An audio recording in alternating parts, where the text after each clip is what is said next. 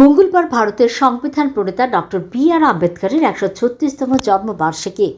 প্রতি বছরের মতো এই বছরও যথাযথ মর্যাদায় দিনটি পালন করে ত্রিপুরা প্রদেশ কংগ্রেসের তপশিলি জাতি বিভাগ।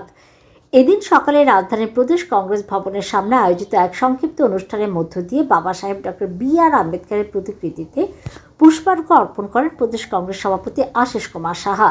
অনুষ্ঠানে প্রদেশ সভাপতি ছাড়াও উপস্থিত ছিলেন প্রদেশ কংগ্রেসের তপশিলি জাতি বিভাগের রাজ্য চেয়ারম্যান নিরঞ্জন দাস সহ দলের অন্যান্য নেতৃত্ব। পরবর্তী সময়ে ডক্টর আম্বেদকরের জীবন, সংগ্রাম এবং সমাজে তাঁর অবদান নিয়ে বিস্তারিত আলোচনা করেন প্রদেশ কংগ্রেস সভাপতি। ডক্টর ভীমজি রাও রামজি আম্বেদকরের জন্মজয়ন্তীতে ত্রিপুরা প্রদেশ কংগ্রেস ও ত্রিপুরা প্রদেশ কংগ্রেসে তফসিলি জাতি বিভাগ, আমাদের পশ্চাৎপদ বিভাগ এবং সংখ্যালঘু বিভাগের পক্ষ থেকে আমরা প্রণাম জানাই। একজন সমাজ সংস্কারক, প্রখ্যাত আইনজীবী,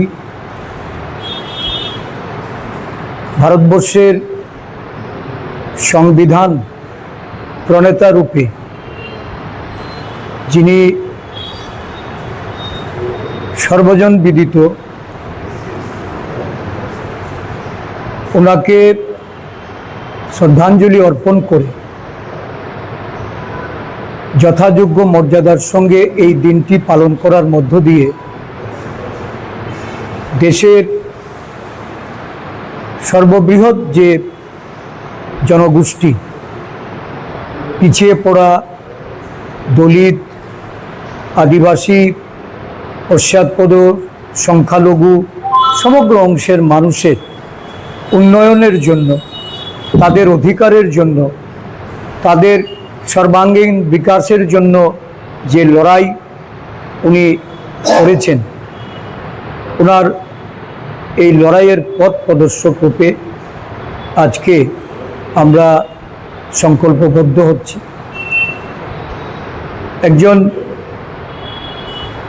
শুধুমাত্র আইনজীবী নয়, উনি ছিলেন ভারতবর্ষের জওহরলাল নেহরুর ক্যাবিনেটের প্রথম আইন এবং সোশ্যাল জাস্টিস মিনিস্টার। ওনাকে এই দেশে অস্পৃশ্যতার বিরুদ্ধে লড়াই করতে হয়েছে।